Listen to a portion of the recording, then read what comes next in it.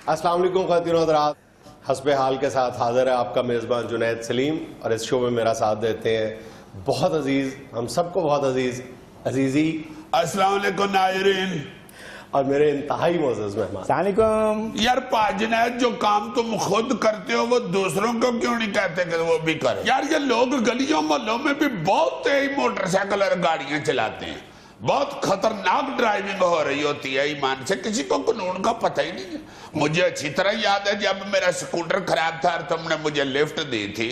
मुझे याद है जब ये मोहल्ले में घुसा है ना तो इसने गाड़ी बहुत आहिस्ता कर ली। मैंने पूछा खैर है, गड्डी की तबीयत ठीक है? कहता जी गड्डी की तबीयत ठीक है, ये मोहल्ला है, गलियों में मोहल्लों में गाड़ी आहिस्ता चलाते हैं दानिश्वर साहब। जब इसने मुझे दानिश्वर साहब कहा मेरा कुछ ठंडा हो मगर मैंने देखा कि ये लड़के जो हैं जवान यंग जनरेशन जिन्हें कहते हैं, ये सड़क पे आहिस्ता जा रहे होते हैं, मोहल्ले में घुसते ही इनको पता नहीं क्या एकदम तीली लग जाती है। मोहल्ले में किसी को मुतासिर करना चाह रहे होते नहीं, वैसे बात ये बिल्कुल जुनैद ठीक कर रहा है, मुतासिर करने के लिए ये इस तरह करते हैं। ये जो मैं वाकया देख बैठा हूँ, अल्लाह माफ करे, उसमें भी यही हुआ है। मेरे पास से एक बच्चा है, बड़ी तेज ऐसे गुजरा, ऐसे करके सीधा खंबे में जा बजा।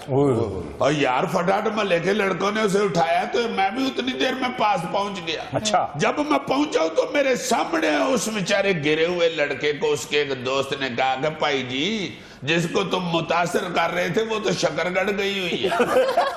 मैंने कहा क्या मतलब? कहता जी इसकी मंगेतर यहाँ रहती है, उसे मुतासर करने के लिए रोज तेज मोटरसाइकिल चलाता है। मैंने कहा यार तुम्हें शर्म नहीं आती? बेवकूफ आदमी तो आगे से शर्मिंदा नहीं हुआ, उठ के कपड़े कुपड़े झाड़ के मोटरसाइकिल पे बैठ के मुझे कहता भाई जी शकरगढ़ किधर है? मैंने कहा बेटे शकरगढ़ ना जाओ, जो तुम्हारी हरकतें हैं ना, किसी दिन तुमने मलंग बन जाना, बड़े बड़े तुम्हारे बाल होने हैं, मोटी ऐनक तुमने लगाई होनी है, टैट जीन पहन के गलियों में गाते फिरोगे शक्कर भंडारे मेरा पिया मुझे मिलने आयो, शक्कर भंडारे मेरा पिया मुझे मिलने आयो। मेरे पास तो ये है ना मेरा झिंचक झिंचक करने वाला, मोटरसाइकिल वाले के पास ये भी नहीं होना देता। ये मैंने 10 साल पहले खरीदा था कि झिंचक ये और एक यूपीएस। साल बाद बस दोनों की बैटरी बदलवाता हूँ, बस क्लास चल रही। मेरी बात सुनो, आज खबरों का मूड नहीं है। हाँ यार मैं तो इधर दानिश्वर लगा हूँ। खबर क्या है आज? हमारा हमसाया मुल्क नहीं चाहता कि मुज़ाकरात से मसाइल हल किए जाएं। नरेंद्र मोदी का बेल्जियम में खिताब। ये किस हमसाया मुल्क की मोदी साहब बात कर रहे हैं? सारों के साथ तो पंगे लिए हुए इन्होंने। हाय हाय हाय हाय, मोदी को तो मैंने किसी दिन ना ईमान से मुंह खलो के कहना मोदी देखो जरा क्या कौन रहा। मोदी साहब तुमसे ज्यादा अच्छा ये कर लेते हैं, वो जवाब ही कर देंगे, क्या करोगे? ये भी वो कह रहे हैं और क्या कह रहे हैं?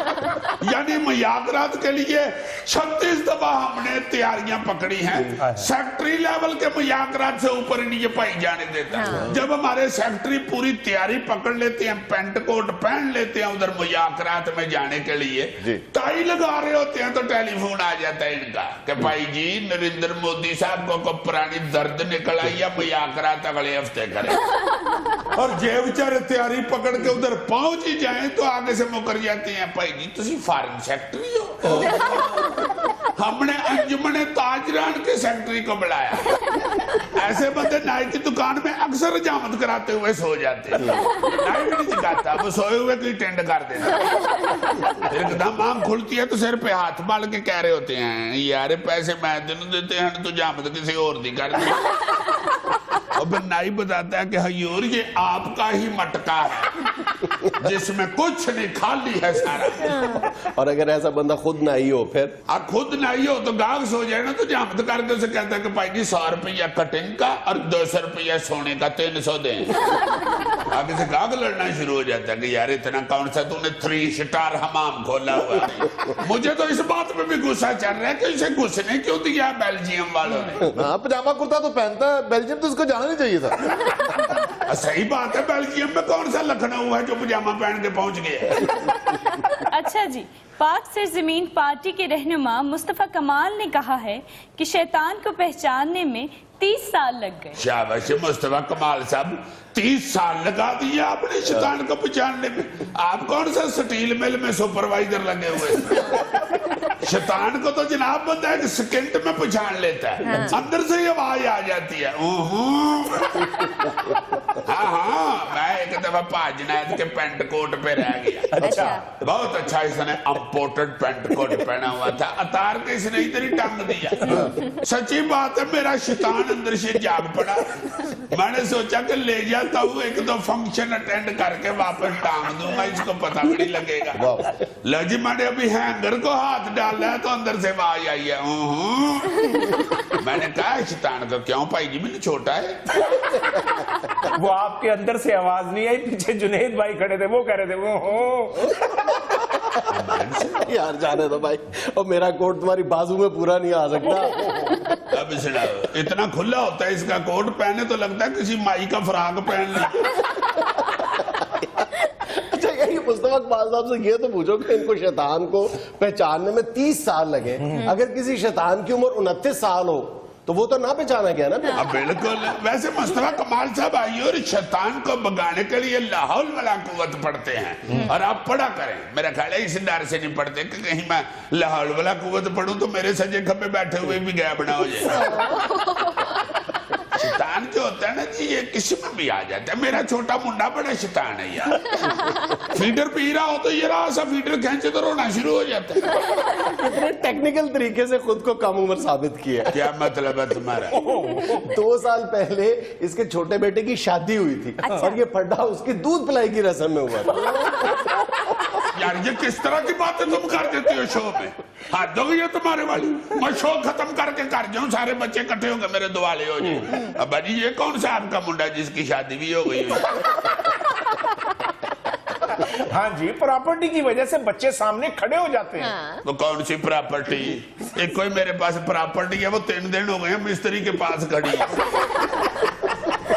अगली खबर है, वीजे के बगैर इस्लामाबाद पहुंचने वाले 2 बरतानवी बाशिंदे अबुधाबी डिपोर्ट कर दिए गए। अच्छा किया इन दोनों गरैयों को भी डिपोर्ट किया।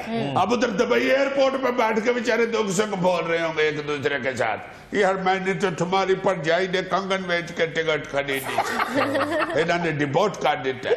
वो दूसरा कहेगा तुमने तो परजाई ने कंगन बेचे, मैं अपनी मज बेच देती सी। अंग्रेज दी मझ? क्यों अंग्रेज दी मज नहीं होंगी, वो मोटरसाइकिल का दूध पीने ने। कौन सा अंग्रेज है जो पंजाबी बोलता है? ये तुम्हारे सामने बैठा तो हुआ है। अंग्रेज ये जरा डिपोर्ट होया है। बिल्कुल सही कह रहा है भाई जी, डिपोर्ट होने तो बाद अंग्रेज भी पंजाबी हो जाता है। नाज़रीन, यहाँ में लेना एक छोटा सा वक्फा, हमारे साथ रहिएगा। यार पाजनैद, ये जो इंडिया के जासूस का रौला पड़ा हुआ है, ये जो रा का इधर एजेंट आया हुआ था, कुलभूषण यादव। अच्छा कुलभूषण, मैंने कहा शायद शलगम की तरह की कोई चीज होती है, पत्ते भी होते हैं इसके साथ। अच्छा ये जो कुलभूषण पकड़ा गया है, और कुलभूषण नहीं, कुलभूषण काफ से है। यार मैंने उसका शनाख्ती कार्ड बना तो इसको जो भी है कुलभूषण है या कुलभूषण है भाईजान, गलगोशन नहीं। गलगोशन नहीं है, कुलभूषण। मैंने सुना कि ये कोई अजीब सी जबान बोल रहा था, बोलते हुए पकड़ा गया, शक हुआ उनको कि ये कौन मराठी एक्सेंट में बात करता हुआ पकड़ा गया। अच्छा, हालांकि इस बात का बड़ा ख्याल रखा जाता है जब जासूस को भेजा जाता है, किसी मुल्क में लॉन्च किया जाता है लंबे अरसे के लिए, तो कहते हैं 2 बातों का बहुत बारीक बीनी से जायजा लिया जाता है, उसकी मॉनिटरिंग की जाती है, उसकी ट्रेनिंग में ख्याल किया जाता है। एक उसका जो लबो लहजा है वो बिल्कुल किसी शक्को शुबे से बालातर होना चाहिए जिस इलाके में उसको लॉन्च किया जा रहा है, और दूसरा जिस मजहब की आड़ में उसको भेजा जा रहा है। अगर मुसलमान बना के भेजा जा रहा है तो जो रिलीजियस प्रैक्टिसेस हैं, जो वो सारे जो रसूमो रवाज हैं, वो उसको मुकम्मल उस पर गिरफ्त होनी चाहिए, वो कहीं शक नहीं होना चाहिए। क्योंकि मजहब के मामले में लोग बहुत टची होते हैं, अगर उनको पकड़ा जाए तो लोग जमा हो जाते हैं, लेकिन वो अवॉइड किया जाता है। लेकिन जुनेद भाई, ईरान में फिर इसका मतलब उसने फारसी भी सीखी होगी। एग्जैक्टली, बहुत लंबे अरसे में, लेकिन फारसी भी इसी तरह ही बोलता होगा जिस तरह उसने उर्दू बोल ली है तो पकड़ा गया। नहीं मराठी सुना अपने घर जब बात करता था ना तो मराठी बोलता था, मराठी लहजे में वैसे तो बड़ा बड़ा ये ड्रामा करते हैं जासूस। एक दफा याद नहीं है कि सिख जो था इधर जासूसी कर रहा, वो पता नहीं कितने साल से किसी मस्जिद में इमाम लगा हुआ था। अच्छा अब ये देखो ना ना उसने कितना नॉलेज हासिल किया होगा हमारे इस्लाम का, और फिर उसने वहां पे इमामत कराई। अच्छा, जो खुफिया एजेंसियां हैं वो दूसरे मुल्कों के जासूसों को पकड़ने के लिए भी इस कमजोरी से फायदा उठाती हैं। मतलब मैं तुम्हें एक मिसाल देता हूं कि शिकागो में एक लोलोपोलूजा एक म्यूजिकल कॉन्सर्ट होता है, एक फेस्टिवल होता है, म्यूजिकल फेस्टिवल होता है लोलोपोलूजा के नाम से। अब ये लोलोपोलूजा जो है ये दुनिया के उन 25 लफ्जों में शामिल है जिसको हमेशा लोग मिस प्रोनाउंस करते हैं। अच्छा। इसको उसके सही तलफ्फुज के साथ, मैं भी जाहिर है गलत ही इसको प्रोनाउंस कर रहा हूँ, उसका जो मुकामी जो प्रोनाउंसिएशन है ये नहीं होगा। लोलोपोलूजा, लोलोपोलूजा, हाँ जी। जैसे इसके साथ मुंह भी वैसा बनाना पड़ता है। लोलोपोलूजा। नहीं, जैसे हमारे उर्दू स्पीकिंग भाई हैं, आप जितना मर्जी जोर लगा ले, वो सारी जिंदगी लाहौर में रह ले, पंजाब में रह ले, लेकिन वो कभी भी टगा नहीं कह पाएंगे, क्यों नहीं कह पाएंगे। उनसे कहेंगे जी टगा क्या, वो कहेंगे टगा, क्यों ऐसे कहेंगे ना। पंजाबी जो है वो इजीली काफ प्रोनाउंस नहीं कर सकते। तो बहरहाल ये अब जो लोलोपोलूजा था ये वहां पे अमरीकियों ने, शिकागो में ये फेस्टिवल होता था और जापानी जासूसों को पकड़ने के लिए इसको बेट के तौर पे इस्तेमाल करते थे इस फेस्टिवल को। लोलोपोलूजा कह के दिखाओ। क्योंकि वो नहीं कह के नहीं दिखाओ, जब वो गुफ्तगू करते थे तो वहां पे जो ये सेकंड वर्ल्ड वॉर की बात है कि जो जापानी वहां पे जासूस आते थे वो लोलोपोलूजा को रोरोपोलूजा कहते, रोरोपोलूजा, तो वो पकड़े जाते थे फौरन। उस पे वहां से उनकी निगरानी शुरू कर दी जाती थी और 2-3 माह के अंदर उनको घेर घार के पकड़ लिया जाता था। वैसे तुम तारक जैक्सन के साथ तुम अगर शो शुरू कर दो ना तो तुम्हें 2-3 ऐड में अच्छी मशहूर हो सकती है तुम्हारी। इसके लिए अदाकारी जरूरी है। जापानी कैसे तुम ज्यादा अच्छे कर सकते हो, तुम छोड़ो। मैं तुम्हें एक और बात बताऊं, तुम्हें एक और मजे की बात बताऊं, तुम इस तरफ ज्यादा आसानी के साथ जा सकते हो। वो लड़कियां हैरान होकर देख रही हैं कि इसके बंदे का तो सुना था ये सहाफी ये तो बीच में से अजीब सही निकल आया। अच्छा, इस काम के लिए बंदों की सिलेक्शन में फन्ने अदाकारी को बहुत ज्यादा अहमियत हासिल होती है। अच्छा, हिंदुस्तान ने जिन आज तक 5 बड़े जासूसों का हिंदुस्तान में बहुत एहतराम के साथ नाम लिया जाता है, उनको टॉप 5 स्पाइस का टाइटल दिया जाता है, जिनको उन्होंने पाकिस्तान में लॉन्च किया था रा ने, उनमें जो सबसे ज्यादा एहतराम की नजर से देखा जाता था वो रविंद्र कौशिक था, जिसको 1975 में राव ने पाकिस्तान में लॉन्च किया था।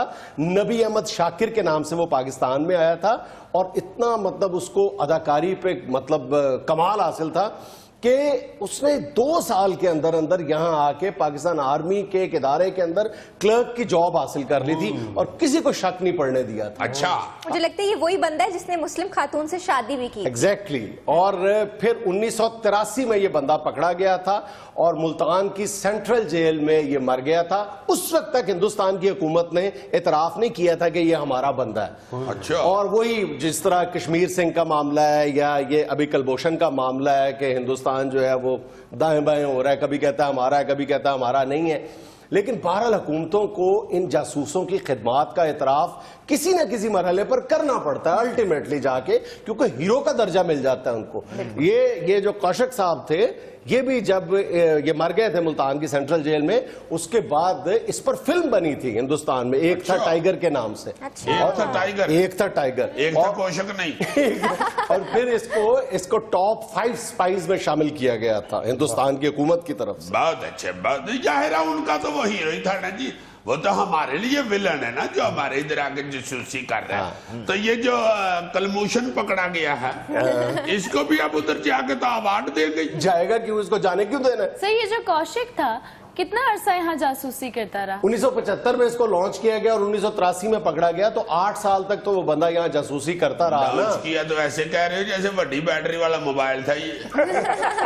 जासूसों को भी एक लंबी और बड़ी जबरदस्त ट्रेनिंग के बाद बाकायदा लॉन्च किया जाता है। अच्छा जी। हाँ अजीजी, जासूसी में छोटी छोटी बातों का ख्याल रखना पड़ता है। यहाँ इधर लाहौर में एक हिंदुस्तानी जासूस पकड़ा गया, गन्ने का रस पीते हुए वो गन्ने वाले ने पूछा भी नमक कितना डालना, तो उसने बोला 2 रुपए का डाल दो। उसने कहा 2 रुपए का, वहां से वो पकड़ा गया। क्या मतलब? हिंदुस्तान में नमक महंगा ना, इधर तो उस वक्त 2 रुपए की थैली आ जाती थी। शुक्र है उसने पूरी थैली गिलास में डाल ली थी, वरना जासूस बाद में बेचारा ब्लड प्रेशर चेक कराता था। अच्छा, जासूसी की दुनिया में जिस बंदे को आज तक सबसे ज्यादा कामयाब जासूस समझा जाता है वो रहमान मलक है। नहीं राजर कोवल है, रशिया राजर का जॉर्ज कोवल है। जॉर्ज कोवल। कोवल, इसको 1944 में रशिया ने अमेरिका में लॉन्च किया था और इसकी कामयाबी और हसासियत का अंदाजा तुम यहां से लगाओ कि इसने बराह रास्त अमेरिका में जाके एक एटॉमिक रिसर्च लैब में जाके जॉब हासिल की थी, एक रिसर्च ऑफिसर के तौर पे, और सिर्फ 8 साल के अरसे में इसने हसास तरीन राज चुरा लिए थे। और तकरीबन 58 साल बाद 2002 में जाके रशिया ने इस बात का इंकशाफ किया था कि कोवल हमारा जासूस था, और 2007 में फिर प्यूटन ने इसको hero of the Russian federation का इनाम दिया था, खिताब दिया था इसको। ये गौरी वेस्ट इंडीज में जासूसी करने गया था, बड़ा कामयाब रहा, जाते ही उनकी शुरलियों पटाखियों वाली दुकान पे मुलायम हो गया था।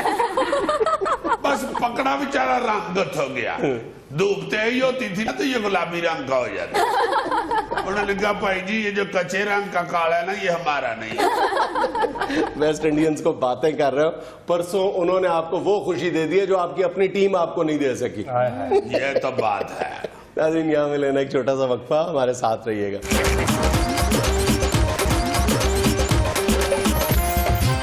अच्छा भाईजान, ये बदतहजीबियों के सेगमेंट में मैं एक शहरी इंतजामिया की बदतहजीबी डिस्कस करना चाह रहा हूं।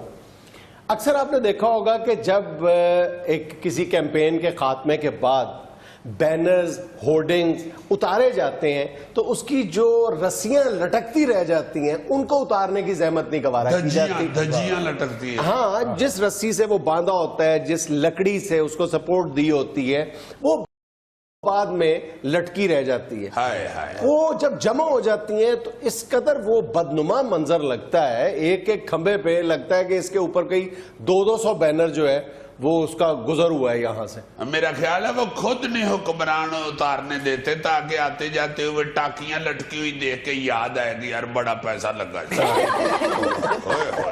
लेकिन बहुत बुरा लग रहा होता है जीजी साहब, आप दूसरे ममालिक में देखें उन्होंने मखसूस जगह बनाई होती है कि यहाँ पोस्टर लगाना है या यहाँ लिखाई करनी है या बैनर लगाना है, इसके अलावा आप कहीं नहीं लगा सकते। सही बात है, कुछ ममालिक में उन्होंने जगह मखसूस की होती है और कुछ में तो इजाजत ही नहीं होती इस तरह के टाकियां शाकियां लटकाने की, सीधे सीधे होर्डिंग वगैरह ही होते हैं, पके बोर्ड। वहां पे तो टेलीविजन स्क्रीनें लगा दी गई है ना, बहुत खूबसूरत, वहां पे एडवर्टाइजमेंट चल रही होती है और वो बड़ी प्यारी लग रही होती है। बल्कि एक दिन मुझे एक दोस्त कह रहा था कि ये जब तुम स्क्रीन पे आते हो तो ऐसे लगता है इंग्लैंड का पोस्टर लगा हुआ है। वो बंदा तो मिलवाओ जिसने ये कहा है।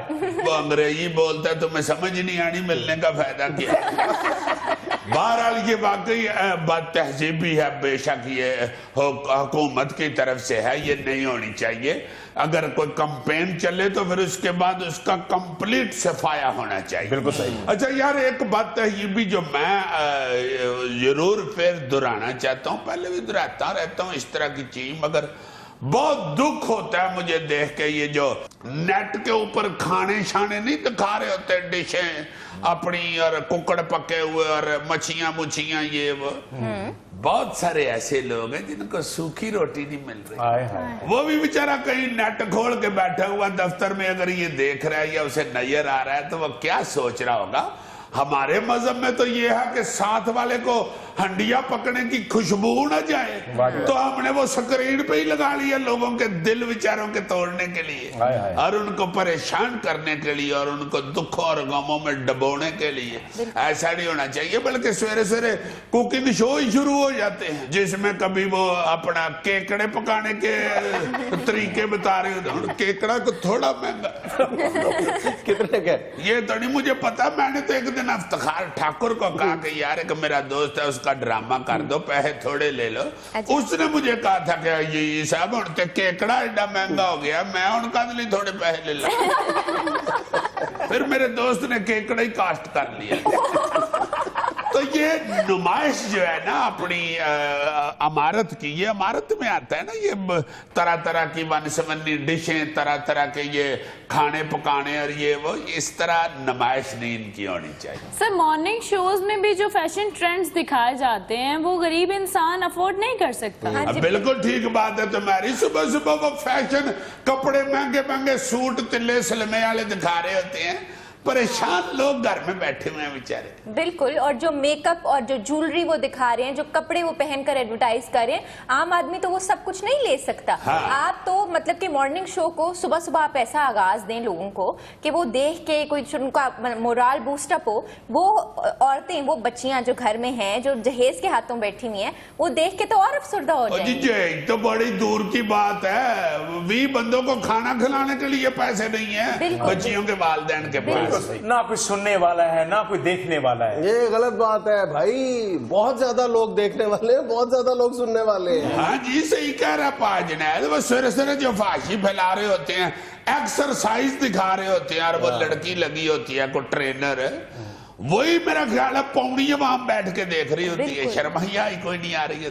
अच्छा भला आप बैठ के सारी फैमिली के साथ को प्रोग्राम या चैनल देख रहे हैं, एकदम वहां पे उछल कूद और उल्टबाजियां शुरू हो जाती हैं। हाय भाई क्या हो रही है, खुदा के वास्ते कुछ तो थोड़ा सा ख्याल कर ले। अच्छा जीजी साहब, एक बदतमीजी ये भी है कि जब ट्रैफिक का इशारा बंद होता है तो लोग वहां फोश गुफ्तगू शुरू कर देते हैं, यहाँ तक कि गाली गलौज करते हैं मोटरसाइकिल पर बैठे हुए। ये नहीं सोचते कि गाड़ी में कोई औरत बैठी है, खवातीन बैठी हैं, कोई अम्मा बैठी हैं, या हमारी कोई माँ बहन बैठी है। बिल्कुल सही कह रहे हो। 4-5 जने मोटरसाइकिल पे इकट्ठे हो ना, या गाड़ी में कोई लड़के शुगल मेले के लिए निकले हों, तो वो वाकई बहुत बुरी गुफ्तगू करते हैं और ऊंची ऊंची कर रहे होते हैं। साथ खवातीन होती हैं, शर्म करनी चाहिए, अपनी माँ बहन की तरह सबकी खवातीन की इज्जत करनी चाहिए। जिंदाबाद।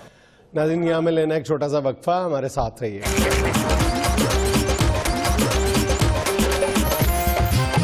नाज़रीन, T20 वर्ल्ड कप में शिकस्त के बाद आज हमारे मेहमान वो शख्सियत जिनका आपको बहुत शिद्दत से इंतजार। काला शा काला मेरा काला है दिलदार ते गोरे। यार मैं माफी चाहता हूँ भाई, ये शिद्दत से इंतजार तो हर जगह हो रहा होता है, मगर Junaid you know very well के हर जगह पे टाइम पे पहुंचना तो बड़ा मुश्किल होता है।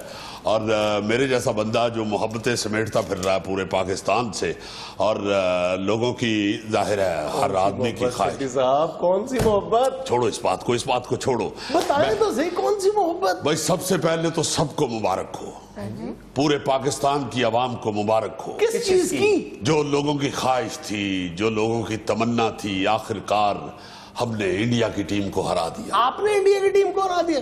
जी हाँ। कब? तुसी अपना टीवी देखते नहीं, किराए ते दे देंदे हो। सीट साहब हम इंडिया से हार गए। ओ जुनैद क्या कर रहे हो खुदा के लिए? अगर टीवी के अंदर बैठते हो तो बाहर बैठ के टीवी को देखा भी करो। आपको यही नहीं मालूम कि हमने इंडिया को हरा दिया, और उसके मुल्क के अंदर उसकी होम ग्राउंड के ऊपर हमने इंडिया को हराया। कब? कहाँ? ये 2 दिन पहले बम्बे में अजीत सिंह और बशीर भोले पाले का दंगल हुआ है। सिटी साहब, वेस्ट इंडीज ने इंडिया को हराया, हम कहाँ आ गए बीच में? और जुनैद यार अच्छे भले तुम सीनियर जर्नलिस्ट हो, अयूब खान की प्रेस कॉन्फ्रेंस भी कवर करते रहे हो। और तुम्हें यही नहीं मालूम कि हो क्या गया है? क्रिकेट की दुनिया में क्या मार का मार दिया हमने, तुम्हें यही नहीं मालूम? हजूर वो मार का हमने नहीं मारा, वेस्ट इंडीज ने मारा हिंदुस्तान के खिलाफ। ये असल में ये मार का जो है जुनैद, ये हमने मारा है। कैसे? देखे हमने अफगानिस्तान को हराया, अच्छा, अफगानिस्तान ने वेस्ट इंडीज को हराया, और वेस्ट इंडीज ने बिलाखिर इंडिया को हरा दिया। क्या बात? तो असल में तो हमने इंडिया को हराया ना। नहीं समझे, मैं आपको समझाता हूँ। देखें, इंडिया वेस्ट इंडीज से हारी, वेस्ट इंडीज अफगानिस्तान से हारी, अफगानिस्तान जो है वो पाकिस्तान की टीम से हारी। पहली बात तो ये है कि इस T20 वर्ल्ड कप में हमने अफगानिस्तान को नहीं हराया, और दूसरी बात ये कि जो फार्मूला आप दे रहे हैं इसका मतलब है कि अगर वेस्ट इंडीज ने इंग्लैंड को हरा दिया तो फिर वर्ल्ड चैंपियन तो हम हुए ना। हाँ ये बात मैं तो अभी भी पुरुमीद हूँ कि इंशाल्लाह हम वर्ल्ड चैंपियन होंगे। कैसे वर्ल्ड चैंपियन बन गए आप? ओए मुंडा तो ऊंची बोलता भाई, और मेरे वाला मुंडा ले आओ, वो भी तेरे जितना चिट्टा है, उतनी ऊंची बोलता। तशरीफ रखें प्लीज। ओ भाई मेरी बात आप समझ नहीं रहे तो मैं आपको अब कैसे समझाऊं? देखो हमारा वेस्ट इंडीज से क्या ताल्लुक? देखिए मेरी बात, वर्ल्ड चैंपियन या वेस्ट इंडीज बनेगा या इंग्लैंड बनेगा? वेस्ट इंडीज तो वेस्ट इंडीज बनेगा ना। हाँ तो वेस्ट इंडीज बनेगा तो हम बने ना। वेस्ट इंडीज में कौन से लड़के खेल रहे हैं? हमारे लड़के खेल रहे हैं। वेस्ट इंडीज में हमारे लड़के। ओ यार वो क्या नाम है कराची के लड़के का जिसने कल 83 स्कोर बनाया है? सैमन। हाँ कराची का लड़का है। क्रिस गेल जो है और ब्रावो ये लाहौर के हैं, अच्छा जी। और बद्री और डैरन सेमी ये पेशावर के हैं। बॉडी है। हाँ हाँ, सेमी को आपने देखा नहीं खेलते हुए, कई दफा उसने ऐसे किया है। वो क्या कर रहा क्या था? सर? वो कोई टूथपिक नहीं था कर रहा भाई, वो नस्वार रख रहा था। डैरन सेमी जो है, सेमी बच्चा बड़ा अच्छा है, बहुत अच्छा है ये। और मेरा ख्याल है कि इसके वालिद के साथ भी अफरीदी लगता है। और दूसरा वो रसल इस्लामाबाद का है। सेठ साहब ये देखे कहां से आ गया, क्या हो गया आपको? ओ यार, तुमने PSL नहीं देखी? अच्छा ये सारे लड़के किसकी तरफ से खेले थे? सैमंस कराची की तरफ से खेला था। कराची का था तो कराची की तरफ से खेला था, वरना आज कौन किसे लोग खेलता जी? क्रिस गेल और ब्रावो लौरिये सब पक्के लौरिये। बल्कि एक बड़ी हंसी की बात मैं जो चिड़िया ने मुखबरी दी है वो भी आपको बताता चलूं। चिड़िया ये जो क्रिस गेल है, आपको पता है कि ये लक्ष्मी चौक दुकान डाल रहा है। हाँ, टकाटक की दुकान। और इतने शरारती हैं हमारे कुछ लोग, उसको मशवरा, उसका वो डांस देख के किसी ने उसको मशवरा दे दिया कि टकाटक लगाओ तुम्हारी बड़ी चलेगी। वो तो लाहौर में ही रहना चाहता है क्रिस गेल। मगर मैंने उसे कहा, मैंने कहा यार जितने तुम लंबे हो, तुम तवा मीनारे पाकिस्तान पे रखोगे। तो चले मान लिया कि वेस्ट इंडीज की टीम हमारी टीम है, फिर भी आपकी क्या कंट्रीब्यूशन है उसमें? मैं तुम्हें अपनी कंट्रीब्यूशन बताऊंगा तो तुम हैरान हो जाओगे। बताएं। अच्छा जी, जुनैद, हुआ कुछ यूं क्या कि ये तो मुझे मालूम था कि पाकिस्तान की टीम जो है वो T20 से बाहर हो चुकी। हो गई? तो मैंने सोचा कि अब ये तो खेल नहीं सकते, हमारे लड़के तो खेल नहीं सकते। वेस्ट इंडीज अभी है T20 के अंदर है। अब वेस्ट इंडीज की टीम के अंदर अपने लड़कों को मैंने शामिल करना था। कर लिया? रंग का भी बड़ा फर्क था। अच्छा। मैंने जाहिर है क्रिकेट का एक तजुर्बा है मुझे, और बहुत ज्यादा। एक इश्क करता हूं मैं बहुत इस ज्यादा। गेम के साथ, और मुझे ऐसे ही नहीं ये जिम्मेदारी सौंपी गई। मैंने अपने लड़कों को तड़का लगा के उस टीम में घुसा दिया। और यकीन मानो जुनैद, अगर पसीना आ जाता एक आध को भी तो बीच में से ये चिटा निकल आना था। तो ये बारिश जो नहीं हुई, ये कुदरत ने भी हमारा साथ दिया। और कुदरत तुम्हें पता है कि हमेशा बहादुरों का साथ देती है। इधर उधर की मारते जा रहे हैं, सीधी सीधी बात बताएं कि हम हिंदुस्तान में हार के आए हैं। इन्हें तो इधर उधर की मारते कह देता है भाई ये मुंडा नहीं ठीक है, तो मेरे वाला मुंडा ले आओ यार। तो सही। सेठी साहब, हकीकत तो यही है ना कि हम हिंदुस्तान से हार के आए हैं। हाँ, बात असल में ये है कि हमने हिंदुस्तान में हिंदुस्तान को हराया है। कैसे? एक तो ये तुम लोगों की प्रॉब्लम है कि शाउट करके अपने आप को सच्चा साबित करना चाहते हैं। सेठी साहब, मुझे भी तो दिखाए ना कि ये मोर्चा कब हुआ, कहाँ हुआ। ओ यार, मैंने पता होता कि तेनू दहाना पैना तो मैं कुड़ियां दी टीम नाल लेके आना। अच्छा। क्यों जी, अब अच्छा कहा कि नहीं? यही बात है, यही मैं कहना चाह रहा हूं कि हमने इंडिया में इंडिया की टीम को हराया है। अच्छा चले, उसमें आपकी क्या कंट्रीब्यूशन है? ये जो लड़कियों की टीम जीती है, यकीन करो जुनैद, मुझे अपने मुंह मियां मिठू बनने की आदत नहीं है। वरना 100% ये मैंने अल्लाह के फजल से ऐसा प्लान किया कि ये लड़कियां इंडिया से मैच जीत के आई। कैसे?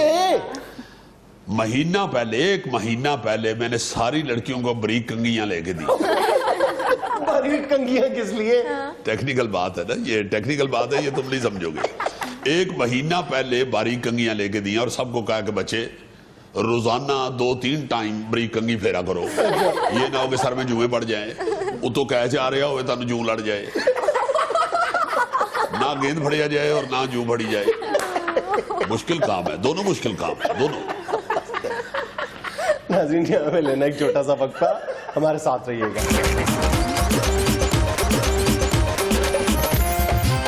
अच्छा सेठ साहब, चलें छोड़ें वर्ल्ड कप को, मुस्तकबिल की बात करते हैं। ये बता दें कि हमारे यहाँ क्रिकेट कैसे सीधी होगी? ऐसे हाँ, इससे ज्यादा करूंगा तो फिर टेढ़ी हो जाएगी, फिर तुसी कहोगे सेठी ने क्रिकेट खराब कर दी। यहां तक सीधी है। सेठी साहब, मेरा मतलब है क्रिकेट में मौजूद, क्रिकेट के इंफ्रास्ट्रक्चर में मौजूद खराबियों को कैसे दूर करेंगे? जुनैद, सबसे पहली बात तो ये है, बूढ़ों को फारग करना होगा। बिल्कुल सही, आपने सही कहा कि यंग ब्लड आगे आना चाहिए। मैं तो कहता हूं सेठी साहब, आप और शहरियार साहब उतरे मैदान में। ओ लेवल तो आपने कर ही लिया। ये मेरे तक तो आपकी बात ठीक है, मगर ये शहरयार साहब वाला जो आप मजाक कर रहे हैं, ये मैं बर्दाश्त नहीं करूंगा, क्योंकि वो मेरे बुजुर्ग हैं। सेठी साहब, आप शहरयार साहब को बुजुर्ग कह रहे हैं और शहरयार साहब से पूछे तो वो कहते हैं सेठी साहब मेरे बुजुर्ग हैं। मेरा ख्याल है इनका फैसला भी टास्क पर ही करना चाहिए। आप टास्क ना करें, आप 4 दिन सब्र करें, मैंने इंशाल्लाह सारा प्लान कर लिया हुआ। सेठ साहब, प्लान तो आप एक लंबे अरसे से कर रहे हैं, लेकिन नतीजा कुछ भी नहीं है। अब हम सुन रहे हैं कि आप और वकार यूनुस दोनों वजीर आजम को मिलने के लिए बेताब है। हाँ, तो ये कोई ढकी छुपी बात नहीं है। वो पैटर्न इन चीफ हैं क्रिकेट के वजीर आजम साहब, और बिल्कुल उनको मिलना जरूरी था और मैं गया वहाँ पे। मैं भी गया। ये जो लड़का है कोच, क्या नाम है इसका? वकार यूनुस। हाँ, वकार यूनुस, ये भी उधर ही खड़ा था।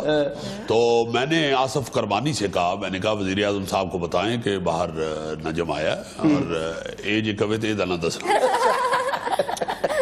उन्हें फिर आज शकील नू किया कि तू मेरा दस दे। बहरहाल वजीर आजम साहब मसरूफ थे, इसलिए उनसे मुलाकात नहीं हो सकी। जब भी होगी तो असल सूरत हाल से उनको आगाह करूंगा। और ये जो वकार है, इसने तो वो रिपोर्ट भी एक कोई पेश की है बोर्ड को, और वो भी सबको मालूम हो गया है, हालांकि सीक्रेट रखना चाहिए था। सेठी साहब, कुछ पता चला वकार यूनुस की रिपोर्ट कैसे लीक हुई है? जैसे टूटी लीक होती है। भाई सेठी साहब, सुनने में तो ये है कि आपने खुद लीक कराई है। और नहीं बाबा, किसी और ने लीक की है, मैं तो उते रखंडे हैं। बहरहाल मुझे जरूरत भी नहीं है उसकी रिपोर्ट लीक करने की। मेरा उसका क्या मुकाबला है? कोच है वो बेचारा, वो नहीं होगा कोई और हो जाएगा, वो नहीं होगा कोई और हो जाएगा। सेठी साहब, कल इमरान खान साहब ने आपके बड़े लत्ते लिए। उन्होंने कहा कि सब चले जाएंगे, सेठी नहीं जाएंगे। ये इमरान खान ने कहा है? और न्यू खान ने क्या? ये मुंडा कौन है जिन्होंने इंडिया को हराया है? क्या मतलब? Darren semi. ये अपने ही। तेरे सवाल का जवाब तो दे। खान साहब ने जो कहा है कि सब चले जाएंगे, आप नहीं जाएंगे। वो मैं क्यों नहीं जाऊंगा? मैं टेंटा लावा। आखिर तो सबने जाना ही है, ऐसी कोई बात नहीं है। मगर मसला ये है, मेरी बात सुन ले। उन्होंने ये बात इसलिए कही है, बल्कि अपनी प्रेस ब्रीफिंग में उन्होंने ये कहा भी है। उन्होंने कहा है कि आप इसलिए नहीं जाएंगे कि आपने नवाज शरीफ को इलेक्शन जितवाया हुआ है। नहीं, ये तो एक अब मजाक सा बन गया हुआ है। आप भी जानते हैं, सारा मीडिया जानता है कि इमरान को तो सेठी फोबिया हो गया है। आपको पता है कि वो बेचारा ऐसी बातें करता रहता है। बहरहाल मैं उसका ऐसी बातों का नोटिस नहीं लेता। मेरे लिए वो भी काबिल एहतराम है। मुझे तो जो जिम्मेदारी दी जाती है इसको मुल्क के लिए, वतन के लिए, मैं वो निभाता हूँ। इतना हंसना भाई, ये सीरियस बात है।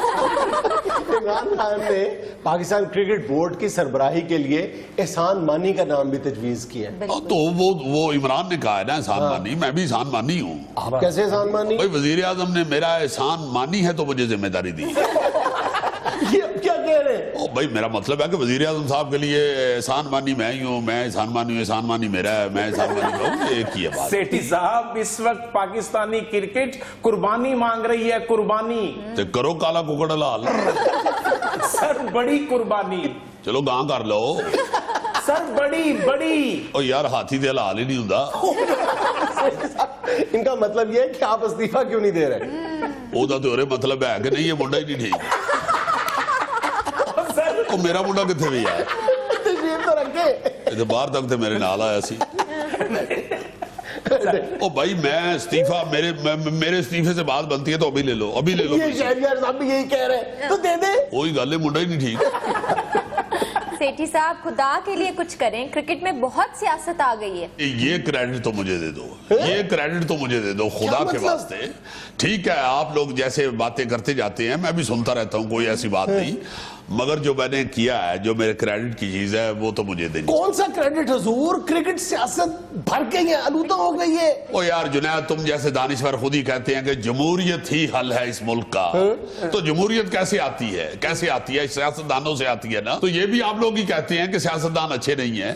मैंने क्रिकेट में सियासत भर दी है, अब आपको क्रिकेट की ग्राउंड से सियासतदान मिलेंगे।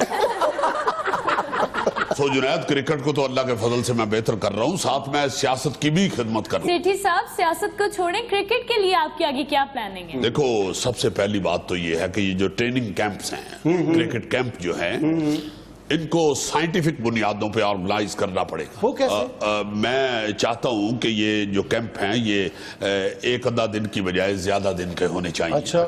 बॉलिंग कैंप भी होना चाहिए, बैटिंग कैंप भी होना चाहिए, फील्डिंग कैंप भी होना चाहिए। उसके साथ मैं सोच रहा हूं कि बांदर किला कैंप भी हो। अच्छा साथ साथ पिट्ठू गोल गरम कैंप भी हो, अच्छा, और उसके बाद यसुपंजू कैंप भी होना चाहिए। इन तीनों कैंपों का क्या फायदा? ये क्रिकेट के लिए है, सब कुछ क्रिकेट क्या के लिए। ताल्लुक है इनका क्रिकेट से? देखो जुनैद, हमारी कौम को आदत है कि जब हमारी टीम हार के आती है तो ये बहुत जूते फेरते हैं, बहुत जूते फेरते हैं, बाद नहीं आते भाई, कोई बर्दाश्त नहीं करता। तो ये जो बांदर किला है इसमें जूते खाने की प्रैक्टिस होती है। फिर जो पिट्ठू गोल गरम है, बात फैल भी जाती है और फिर बात को गोल भी करना होता है। तो ये पिट्ठू गोल गरम बात को गोल करने का तरीका सिखाएगा। उसके बाद यसुपंजू, आप समझ ही रहे हो, आखिर पे माफी मांगनी होती है, और यसुपंजू और क्या। इसका मतलब है कि आपने क्रिकेट का बेड़ा गर्क करने की पूरी तैयारी कर ली हुई है। मैं तो क्या है, मुंडा ही नहीं ठीक है। ये था आज का हस्बे हाल। खुश रहें, खुश रखें। आपसे मुलाकात होगी इंशाल्लाह कल। अल्लाह हाफिज।